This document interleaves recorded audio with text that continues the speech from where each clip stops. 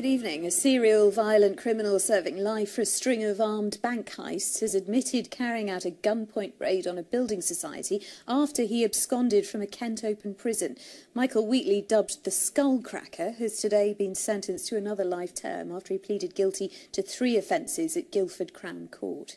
Well, Wheatley had already been serving a life sentence at Stanford Hill Open Prison on the Isle of Sheppey when he failed to return from day release. Our Home Affairs reporter Rebecca Williams has more. Dubbed the Skullcracker, Michael Wheatley today admitted robbing a building society whilst on the run from an open prison on the Isle of Sheppey. The 55-year-old had been serving a life sentence at the time. He carried out a series of robberies whilst on parole for another. One of his victims has told the BBC how he threatened to kill her. He whirled round onto me, put his hand around my neck, a gun to my temple, and started screaming and shouting, not at me, but at the cashiers.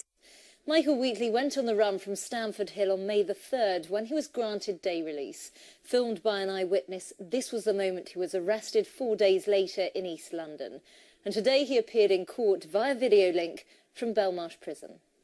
Just before his arrest, Wheatley raided this building society in Surrey. He went in demanding money and left with a bundle of cash.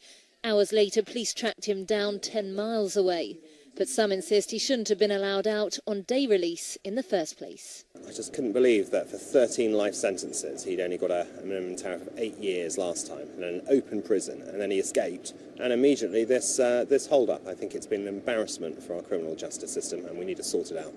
This will obviously require a review because something's gone wrong. It may be about assessment, it may be about decisions made, but usually a very careful assessment is made of each person before they're allowed out. They usually go out supervised initially and then allowed out on their own. The Justice Secretary has said he won't allow the actions of a small minority of offenders undermine public confidence in the prison system.